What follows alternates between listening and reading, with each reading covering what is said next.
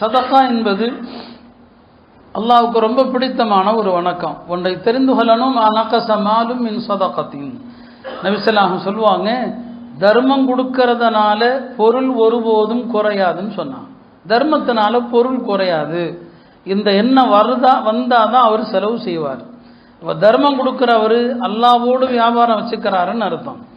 ஹஜ்ரத் மூசா அலைஹிஸ்ஸலாம் காலத்தில் ஒரு மனிதர் மூசா அலைஹிஸ்ஸலாம் இடத்திலே வந்து, எனக்காக ஒரு துவா செய்ய சொல்லுங்க, ஒரு துவா செய்யுங்க. அது என்ன?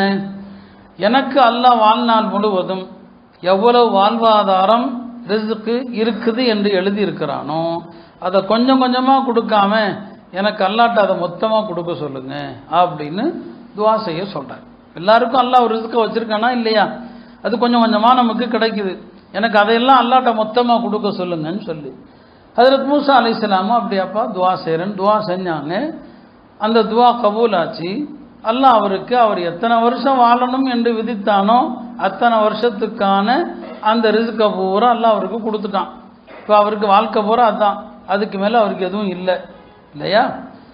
சரி, அல்லாஹ் அவருக்கு கொடுத்துட்டான். மூசா அலைஹிஸ்ஸலாம் சில காலங்கள் கழித்து அந்த நபர் வீட்டு வழியாக போனால் அவருடைய வீட்டுக்கு முன்னால் பெரிய கூட்டம் கியூவில் நிற்குது. கைரப்பா அந்த நபர் வீட்டில் கூட்டமாக இருக்குது. மூசா அலைஹிஸ்ஸலாம் விசாரிக்கிறாங்க, ஏன்ப்பா இல்லைங்க நிற்கிறீங்க?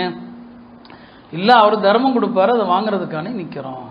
இப்போ மூசா அலைஹிஸ்ஸலாம் யோசிச்சாங்க, இவன் தர்மம் கொடுத்தா இவனுக்கு தான் வாழ்க்கை பூரா உள்ளதை அல்லாஹ் கொடுத்துட்டான், இவன் தர்மம் கொடுத்தா குறைஞ்சி போயிருமே, அப்போ என்ன செய்வான், மீதி காலத்தை எப்படி ஓட்டுவான்னு நினச்சிட்டு போயிட்டான். அப்புறம் கொஞ்ச காலம் கழித்து அந்த வீட்டு வழியாக போனாங்க. அப்பையும் பார்த்தா கூட்டமாக நிற்குது. என்னப்பா இல்லை அவர் தர்மம் கொடுக்குறாரு. இப்போ மூசா அலைஹிஸ்ஸலாம் உள்ளத்தில் சந்தேகம் வருது, எப்படி இவன் தர்மம் கொடுத்தா இவனுக்கு எல்லாம் காலியாக போயிருமேன்னு சொல்லி அல்லாட்ட கேட்குறாங்க, எல்லாம் எப்படி இவனுக்கு நீ எல்லாத்தையும் கொடுத்துட்டியே, இவன் எல்லாத்துக்கும் அள்ளி அள்ளி கொடுக்குறானேன்னு சொல்லி அல்லாஹ் சொன்னான், அவன் என்னோட வியாபாரம் செஞ்சுக்கிட்டு இருக்கிறான், என்னோட வியாபாரம் செய்கிறான். ஏன்டா 1க்கு 10 தான் குறைஞ்சது, 1க்கு 10. அவனுக்கு வாழ்க்கை பூரா தேவையானதை நான் கொடுத்தாலும் அவன் தர்மம் கொடுக்க கொடுக்க ஒவ்வொரு தர்மத்திற்கு நான் 10 மடங்கு திருப்பி நான் கொடுத்துக்கிட்டே இருக்கிறேன். தர்மங்கிறது திருப்பி வரக்கூடியது, ஞாபகம் வச்சுக்கணும். தர்மங்கிறது பாக்கெட்ல இருந்து காலியாகிறது இல்லை, தர்மங்கிறது திரும்பி வரும். 1 இல்லை 10 வரும், குறைஞ்சது 10, அதிகபட்சம் 700.